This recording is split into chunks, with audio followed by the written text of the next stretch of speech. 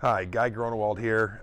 We haven't done a video on muskrats in over a year, and we did a video last year, and a lot of the stuff we talked about is how a muskrat was a very simple animal to skin, to flesh, and to dry, and how we didn't want you, we wanted you to put it on a wire stretcher.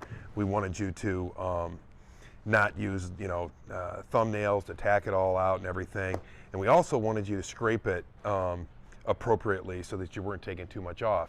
And I've noticed on the trucks that a lot of people had to have watched this video because, boy, I mean, the improvement that I've seen this year compared to last year on handling of muskrats is just unbelievable.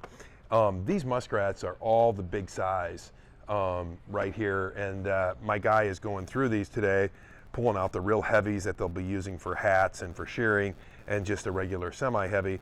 And on our trucks, that's the difference between $6 and $5 right now.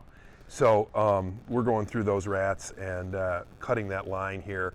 But I want you to see something that you really notice on these better rats, and that is what we call the saddle. And the people that scrape these rats, they typically in the better sections, they really know what they're doing. And you can see a real distinct line. Abby gets in here, a real distinct line where these guys, they scrape their front legs forward on both sides, and you get a real nice, what we call a saddle here. And they don't take this red meat off. We say if it's white, it's right. If it's red, it's wrong. Take the white fat off, don't take the red.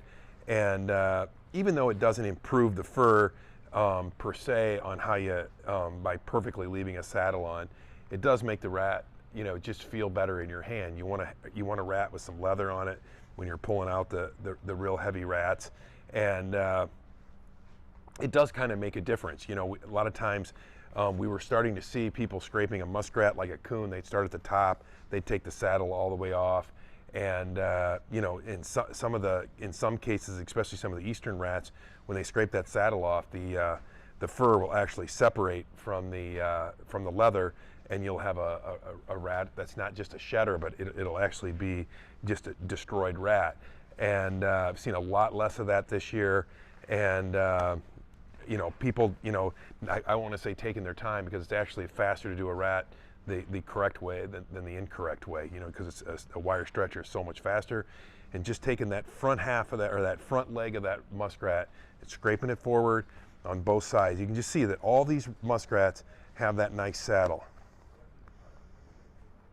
And here is kind of a spring rat. This is a rat from last year. The guy maybe got down just a little bit far, but spring rats are much more difficult to have that perfect saddle because that saddle gets so thin. This one's a little bit difficult to see. Here's a spring rat. This guy did just a fantastic job. Real thin saddle, but you can still see that perfect line where he just cut in there just below the front armpit. There's actually a little bit of white fat left.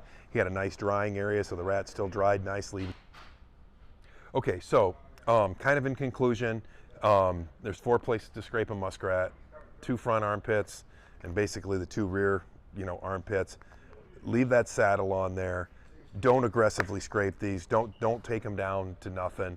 And a board stretcher is not going to hurt your muskrat, of course, but don't toenail or thumbtack all your leather to your board or anything. Just two spots where it should be hooked, and don't overstretch your rat by making it so narrow. In these heavy rats, here's a rat that's getting a little bit thin. Don't overstretch your rats. The good section rats, where you get the heavies, where you get those $6 rats, they're a fairly wide stretched rat, and you can just see they're from that good section. But you should have a nice saddle on that muskrat, and that's where you'll be able to get $6 on your rats. Thank you.